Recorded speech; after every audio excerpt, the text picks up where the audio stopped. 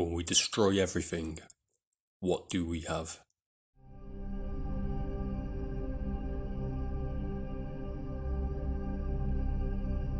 From the moment you take your first breath, society begins molding you into an image that conforms to its standards. Friends, school, and culture all contribute to crafting the expected self, a version of you that exists more for others than for your own truth. It is a construct you've been shaping since childhood, a co-creation of both your own doing and those around us. It exists outside of us as much as within, moving like a shadow you cannot escape. This mask becomes heavier with time, as you bend to fit the unspoken rules designed to make you acceptable, compliant, and unthreatening. But this performance comes at a great cost. Each day, you pour your energy into maintaining the expected self, suppressing the parts of you that long for something deeper. Your true desires, the wild aspects of your soul, are stifled under the weight of societal expectations.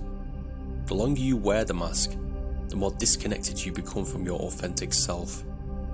The expected self is not just a construct, it's a prison. It keeps you safe within the boundaries of the herd. But in doing so, it suffocates your individuality, your creativity, your power. This prison gives you security, but it also slowly drains your vitality, leaving you numb, disillusioned, wondering if this is all life has to offer. But what if there's more? What if you could step outside this prison and reclaim sovereignty of your soul? Yes, your soul. What if you could stop performing and start living? The journey to freedom begins when you confront the truth that the expected self is an illusion. It is a role you've been playing, a persona, a mask you've worn to please others, to fit in, to avoid rejection. But this role is not who you are. Beneath the surface, your true self waits, yearning for liberation. Your soul requires cleansing. To reclaim your true self, you must be willing to face resistance because it is inevitable. People who have benefited from your compliance, your family, your friends, your colleagues, they will resist your transformation. They will try to pull you back into the role you've always played because your change forces them to confront their own unexamined lives. This resistance is inevitable, but it's also a very necessary part of the process. True personal freedom and soul sovereignty requires you to embrace the discomfort of genuine change. It demands that you step into the unknown, into the parts of yourself that have been buried under years of suppression. As you strip away the layers of the expected self, the persona, you will feel vulnerable, exposed, raw. But this vulnerability is not weakness. It is your power, which you cannot access any other way. It is the doorway to a life of authenticity where your actions, desires, and decisions are aligned with your true self, not the version others expect you to be.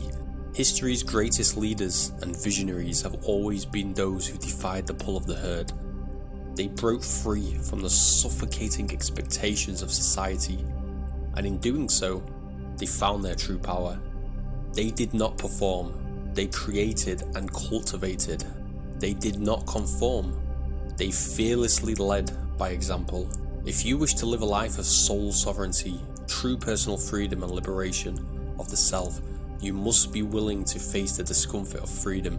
You must be willing to step away from the safety of the expected self and step into the wilderness of your own soul. This is not an easy path, but it is the only path to true liberation.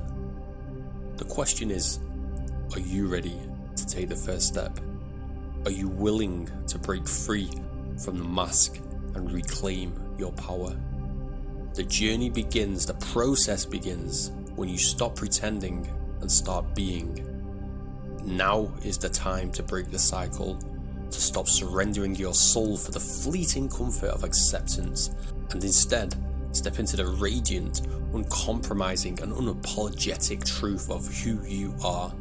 Your soul sovereignty awaits if you are bold enough to claim it.